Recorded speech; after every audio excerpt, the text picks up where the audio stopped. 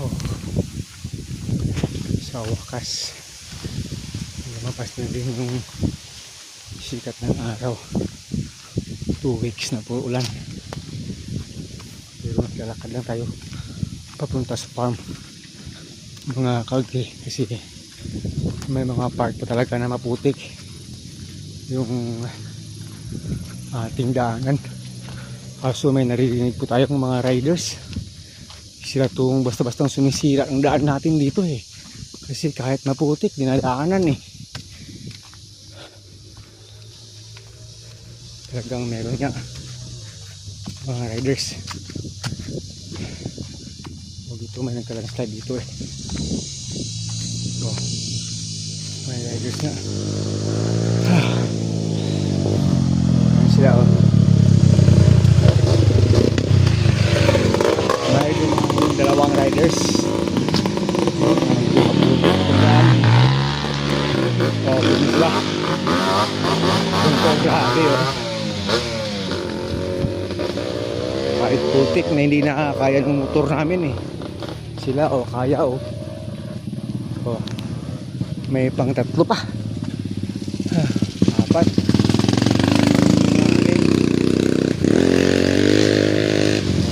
Mga bata ko.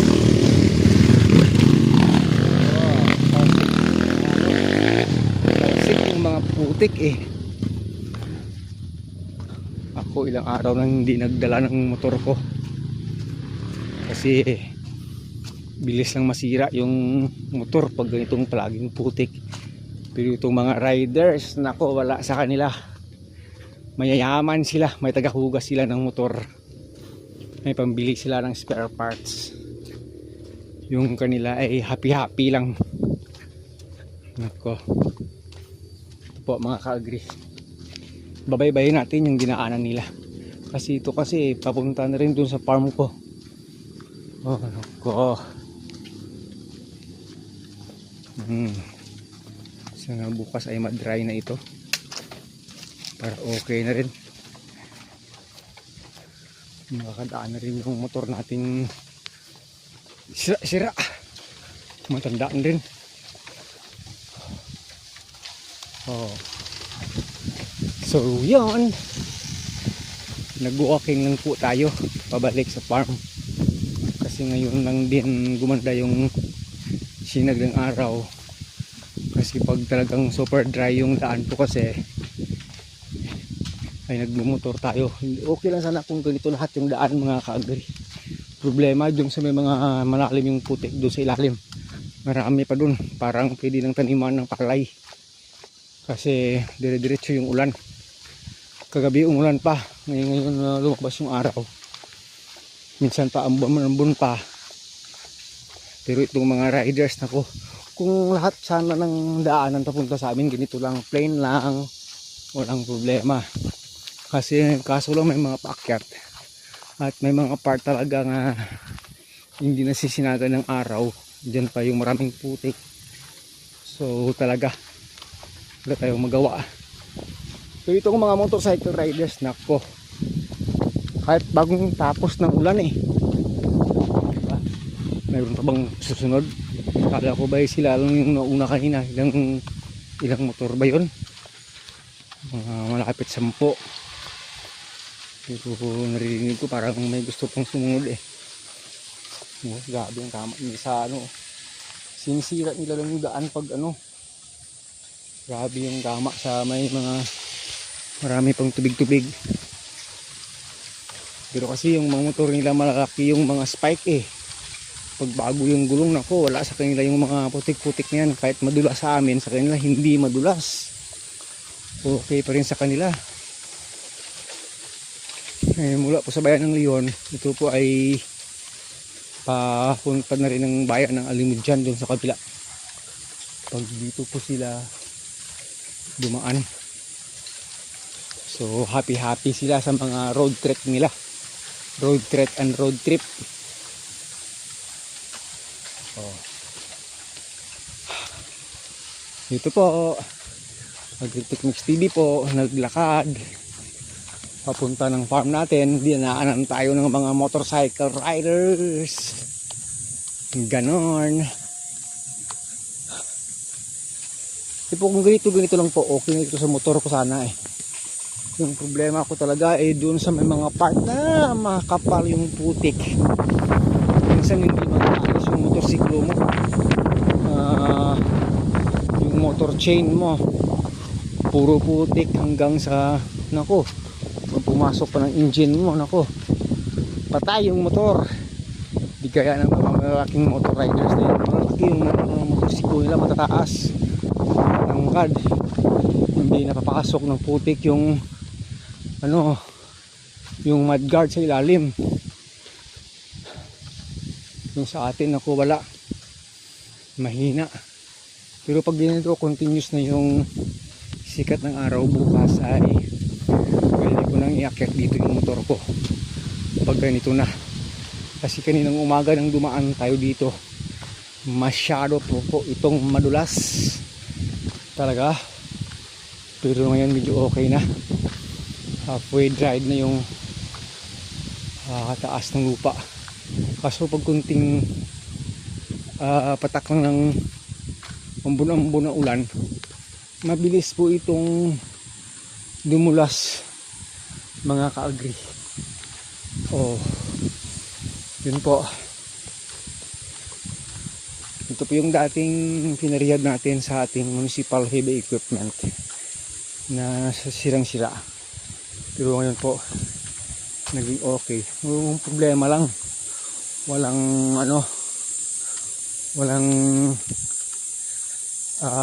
graveling. So pag umulan, kaya po dito pag umulan hindi talaga kaya ng maliliit na motor. Yung umiikot yung gulong mo, hindi ka umaalis dahil sa sobrang dulas. Maliban na lang siguro kanina sa mga nagdumaan yung mga lalaki, kasi yung spike nila talaga grabe eh. Yung isa pa minsan may dumadaan dito, nilalagyan ng kadena yung gulong eh. Yun pa yun, mas mabilis sumira ng daan pag may kadena at madulas yung daan dito, nako, sisirain talaga. Salamat naman Lord na kapag sikat yung araw. Pero tingnan nyo, grabe yung kapal ng ulap na yan. Yan po, pag yan namaya bumagsak, madulas na naman ito. Sana hindi na muna bumagsak kasi grabe ang higop ng abagat dahil may dalawang bagyo sa labas ng par natin at dalawang low pressure. Tingnan tayo.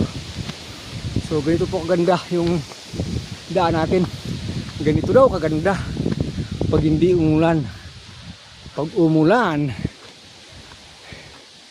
napakahirap dumaan dito, na pakadulas po mga ka-agri. So malapit na tayo dun sa boundary papunta ng aming farm. Naglakad-lakad lang kasi tayo mula dun sa barangay, mga 2 kilometers and a half po ito. Pag mahina kang maglakad, abutin ko dun sa farm ko 1 oras, ganoon. Pero pag sanay ka sa lakaran, mga 25 to 30 minutes andun ka na. Kanina yung start ng video natin mga ano na yon, mga more than, mga malapit-lapit na 1 kilometro yun mula doon sa bahay. So sigurado po tayo pagdating po doon sa tapat ng ating farm ay ipaabutin ng 13 minutes yung ating video. Dito play na yan banda dito. So ganyan po kaganda kasi nasinaga na ng araw.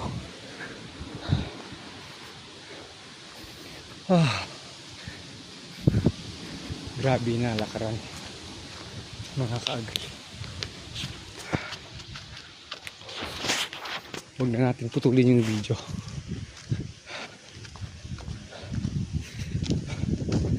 Alas 12 ng tanghali na.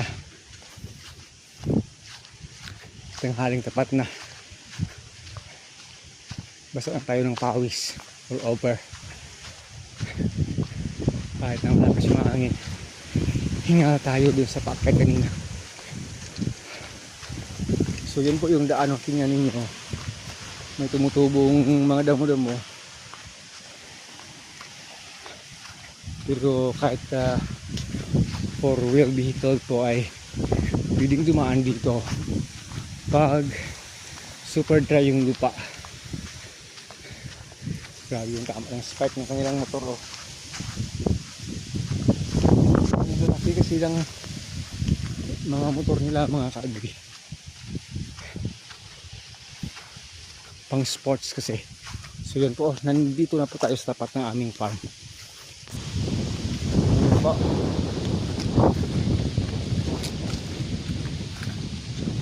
Yun na po, papunta akin na Ma'am Cyril.